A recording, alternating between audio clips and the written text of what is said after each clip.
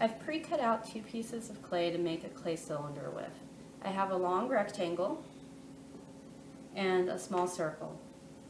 The first thing that I need to do is let my clay dry to leather hard, which this clay is dried to leather hard. If you see, it can stand up on its own, and if I push on it, it's not really denting either direction. So this is a really good consistency. For a cylinder, I don't want to let it dry too much because we're going to have to curve the surface, and if it was too dry, it would crack and break. Now, before putting the cylinder together, it's a good idea to put just a little bit of water on your fingers, and you really want this to be just a little bit because we want to keep the inside of the clay that drier, stiffer consistency. But we want the outside surface to be a little more pliable so that it can handle being bent. So I'm just going to do as little water as I can and just spread this out as thin as I can so it's still pretty dry, but it's just a little more pliable on this surface. I'm also going to do the same thing on the other side of the clay. The side that is curving outward will be under the most stress, and that's where you're most likely to have some cracking as you make your cylinder.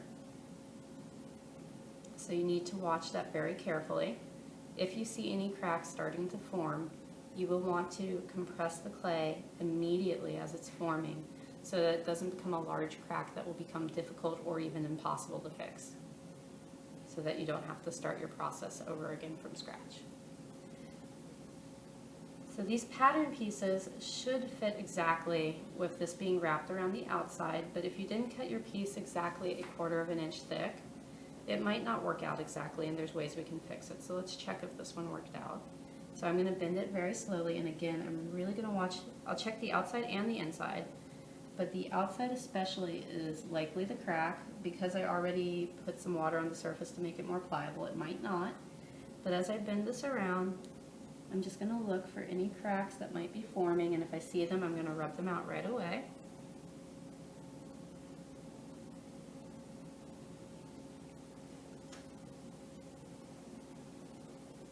And it looks like we rated it for the perfect consistency this time, and there aren't any cracks. But again, if there were, say there was one right here, just dip your finger in some water, rub it until it goes away. It's also just the right size, so the template was cut out very nicely. So I will be able to put it together just around the outside of this where it'll fit. Now, if it was a little too small, you would have 2 choices. You could cut a little bit of the diameter off your circle and have it fit, or you could put the clay on top of your circle instead and cut off any little strip that would be a bit too much. If it's a little too big, you just rotate it around, and wherever it overlapped, you'd make a mark. You would lay that on your table, and then where that mark was, you can just slice off the little bit that's a little bit too big. So that's how you handle if your rectangle's a little too big or too small. So again, this is wrapping around nicely. It fits perfectly. I don't have any cracks forming, maybe a little right there, we can get rid of that. And so now I need to slip and score my piece everywhere it's going to touch. So it's going to touch the whole outside here, all the way around the outside of this circle, and these 2 edges right here are going to meet, so they need to be slip and scored as well. So to slip and score, we're going to do the little crosshatch marks with a tool, and you don't need them to be nice and neat and pretty, but you do want a lot of them so that your clay will hold together very well. If you do this process correctly, these marks will be completely hidden by the time you're finished.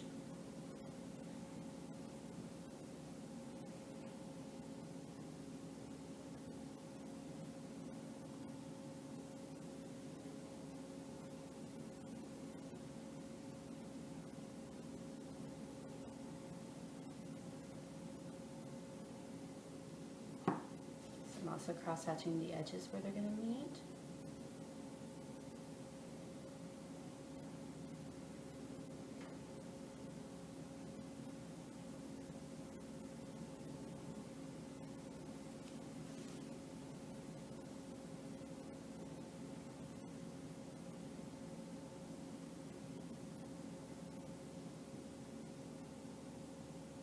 And again, this bottom edge where it's going to touch the circle.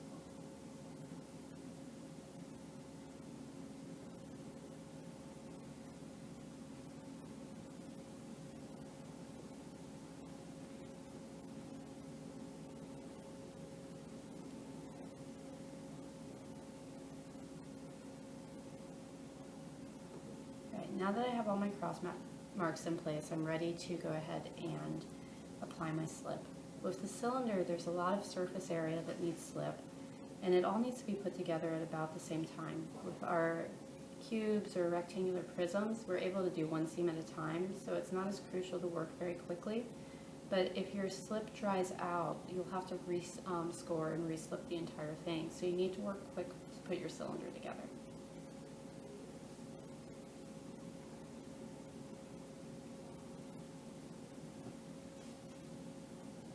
Again, when you apply slip, you want to cover your marks completely, but you don't want to press hard while you're putting the slip on because you don't want to rub the marks away.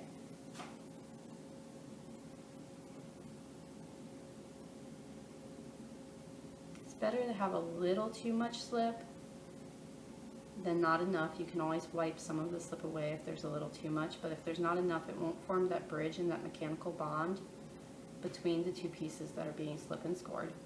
On the other hand, you don't want to be over the top of the slip either because then you'll have more cleanup. Any extra slip on your fingers or your tool, you can scrape back into your slip container so that it doesn't get wasted. And now we're ready to put this together. So to put this together, I'm going to put some pressure where the wall is forming with the the circle. And I'm going to keep checking because even though I pre-bent this and it's less likely to crack now than when I bent it the first time, cracks can still form. So I need to keep watching around the edge if it's getting a little dry, and I do have some very small cracks, so I'm just going to put a little water on my finger. You don't want to use a lot. That'll make your clay weak and more likely to bend and have dents and bulges. But you don't want to let those cracks continue to get larger. Okay, once I have come all the way around, this is the tricky part. So I need to push this seam together. I'm going to push in good at the bottom, and then I need to kind of line up the two edges where they'll be touching. And I need to push these two walls together. I'm going to turn it towards me for just a second because it's just easier angle for me to hold it at, and I'll turn it back where you can see it. So I've started to push. I keep on pushing on the inside and the outside. I'm pulling the two walls next to each other. And I'm going to keep coming up. So you see it's forming this little V. I'm getting rid of the gap in between it.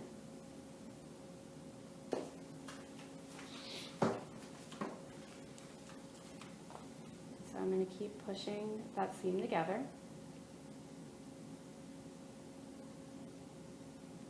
And I just want to make sure there's no gap. So there's no gap on the outside now. And then I'll check on the inside. If there's any gap, just pull the walls over towards each other. There's no gap on the inside. And then I'm going to turn my cylinder over. And I'm just going to check the bottom. And see, there is a little bit of a gap down there, so I'm just going to use a little bit of pressure. And I'm going to really push that clay together anywhere that there's a gap. I'm going to round out the top as much as I can. It wasn't perfectly rounded. So now I've got it rounded a lot better. And the next step is to take my wet clay, and I'm going to add some coals anywhere there's a seam. But before I do that, I do have a couple little cracks. They're very little at this point. I'm just going to put a little water on my finger and compress anywhere that there's some cracks. Really spread that water out. Don't let your surface get too wet. And don't dip your finger back into more water until you've spread out any water that's already on the surface. So I'm just checking all the way around and getting rid of any small cracks now before they become a problem. I'm going to compress the top edge a little bit too. That'll make it even a little stronger.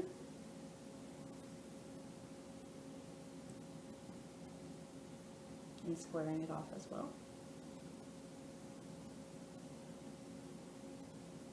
And I want to check the bottom for cracks too. It looks like it's all right. And you check the inside as well if you see any.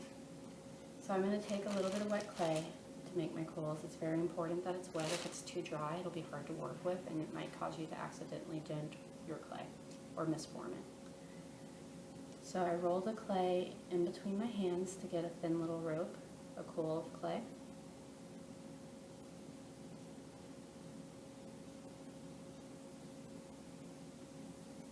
And the hard part is going to be putting the coal on the inside bottom, because this isn't a very big cylinder. You can also roll coals on the table, whichever way is easier for you. So I'm going to pinch a piece of this off, and I need to get this down in that inside seam. If it was a wider space, I could just press it in with my hand, but I'm not going to be able to reach all the way down there. I like to use a curve tool, so this one has a curved edge, and I'm going to drop that piece of coal into there, and I'm going to use that curved edge to press that coal into the edge.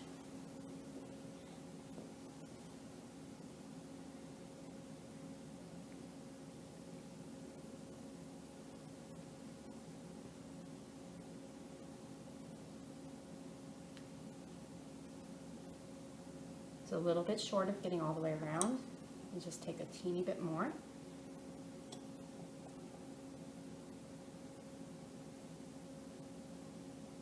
And I press that into place.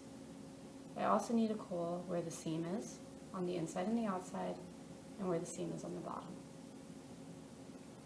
Going up the wall, I can probably reach that with my hand. And if so, I can just line this up, and I can support on the outside and press it into place. You want to support on the outside so that you don't deform your clay. We'll have this come over the edge. And now I'm going to support on the inside and press this into place. And then I'll smooth these ones out, and then we'll do the one on the bottom. So to get the clay in the bottom where I can't reach, I will need that tool. The one with the curved edge is very nice. I can hold that curved edge at about a 45-degree angle to the corner of the seam. And it's going to give me a nice round edge, so I'm just going to come around and smooth this out. So I'm not going to worry about getting it perfectly smooth at the beginning.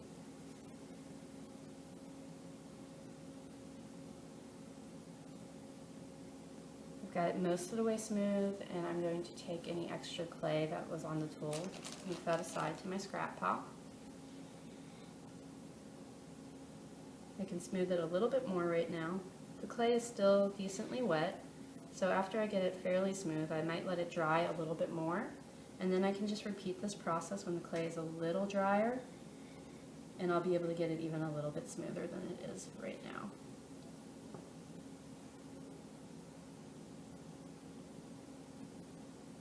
You can see that bottom seam is already not that bad though. Then I'm going to support the outside wall, and I'm going to pull some of the clay one direction, and then I'm going to pull some of the seam the other direction, the whole time supporting on the outside wall so it doesn't deform, and I'm going to do that the whole way down.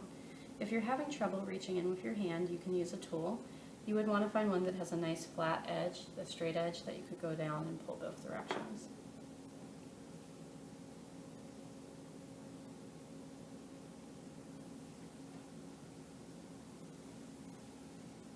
If your clay is wet enough, you don't need to add any water. If it's being really stubborn, you could put a teeny bit of water on your finger, but again, you don't want to overuse the water and make your clay weaker.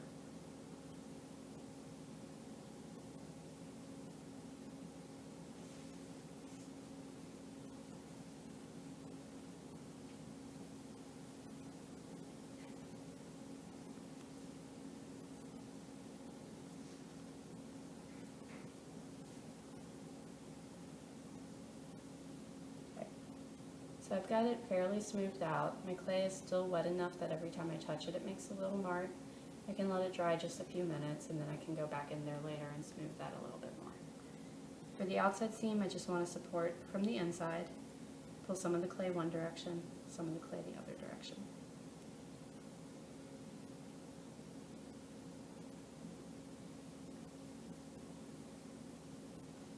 You can see why we really want wet clay for our coals, because if it's dry, it's going to be hard to move it out.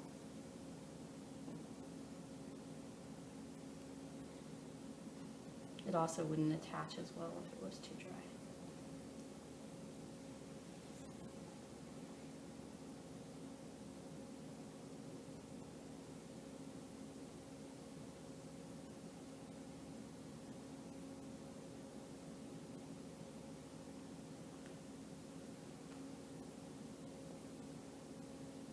If it's being stubborn, you can use a little teeny bit of water to finish smoothing it out a little bit more. Just don't overdo it. At this point, it's a good idea to take a look around the surface of your clay and just make sure there aren't any cracks. If there are, go ahead and use a little water to compress those out.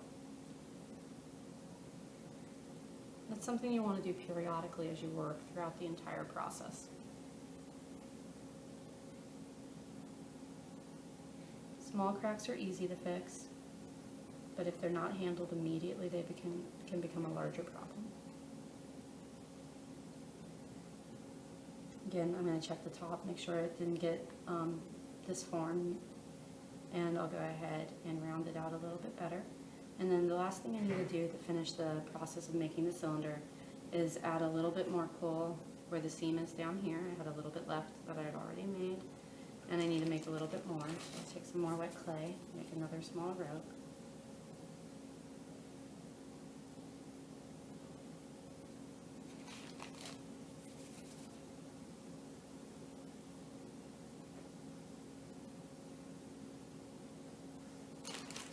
And then I pull some of that clay one way over the seam, some the other way. I did that the whole way around.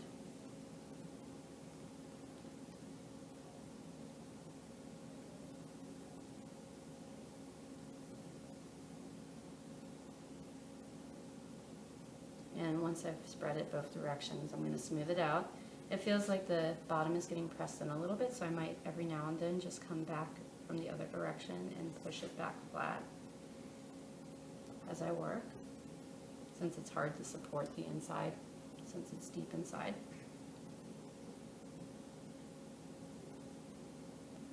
Remember, if you do add some water like I just did, you don't want to add any more until you've used up all the water that's already on that surface. Again, I'm just going to periodically flip this back over, press down. If you can't reach in, you can use a tool.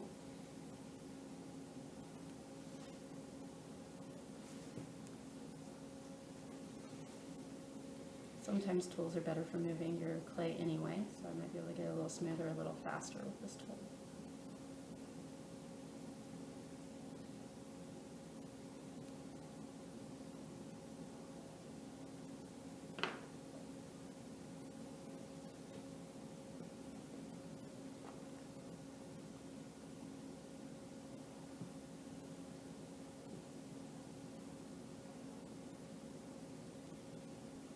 And again, I've got it pretty smooth. Since that inside surface is a little bit wet right now, I'm going to let it dry a little bit, and then I'll smooth the tiny little bit that's not smooth out a little more when I won't be deforming the bottom by pressing on it. So I'll just get that flattened out one more time for now. I'll take a look. I'm not quite circular at the top, so I can round that back out. And I'm going to just take a moment to check for any cracks. Compress those out right now before they become a problem.